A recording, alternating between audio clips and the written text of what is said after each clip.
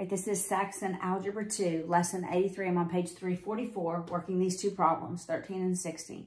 Here's number 13. It's a system of three equations.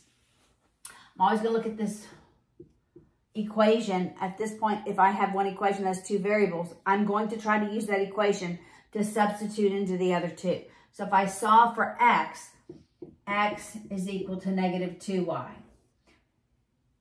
By subtracting the 2y on both sides. So I'm going to substitute for x, negative 2y into both of these equations. So it's 2, and for the value of x, negative 2y, plus 3y minus z is negative 3. And then in this third equation, it's negative 2y minus 2y plus z is negative 2. All right, let's simplify.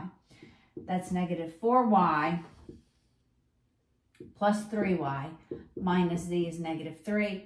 That's negative y minus z minus z is negative 3. In this one, we have negative 4y plus z is negative 2. I'm going to add these together and eliminate the z. Negative 4y plus z is negative 2. I end up with negative 5y is negative 5. The value of y is 1. Now, once I get the value of y, I can come back here and say x is negative 2 times the value of y. So x is negative 2.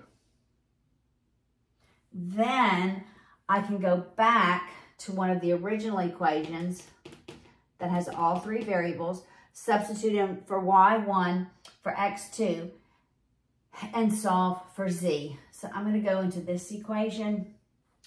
So it's 2 times negative 2 plus 3 times 1 minus z is negative 3. That's negative 4 plus 3 minus z is negative 3.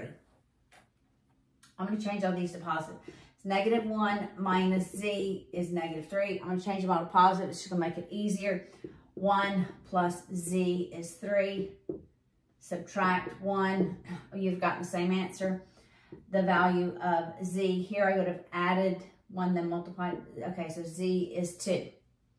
Now, I'm going to plug it back in here just to make sure it works. So that's negative 2 minus 2, which is negative 4, plus 2 is negative 2. So here's my solutions. X, Y, Z. All right, number 16. Problem 16.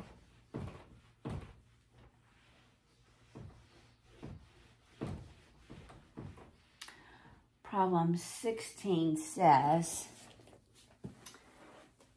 to add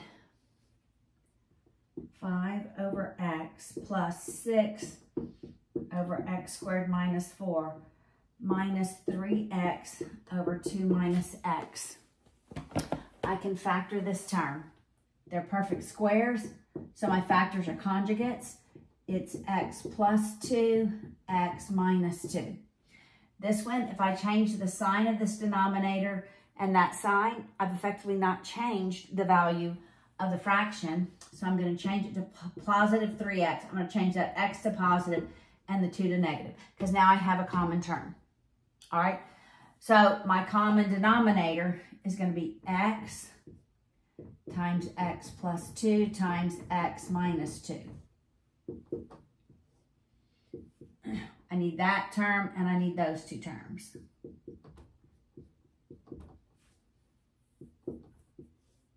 And then that determines what I multiply the numerator by.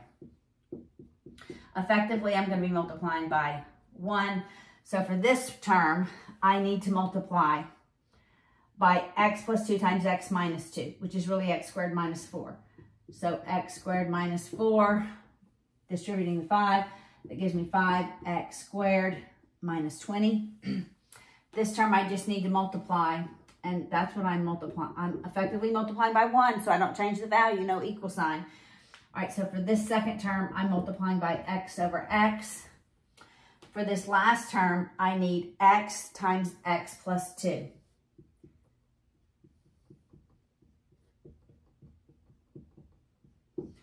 All right, so I'm going to go 3x times x, which gives me 3x cubed. Then we go 3x times 2 gives me 6x squared.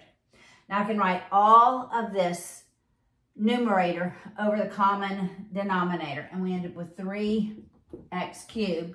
I have 6x squared and 5x squared to give me positive 11x squared plus 6x minus 20 all over x times x plus 2 times x minus 2.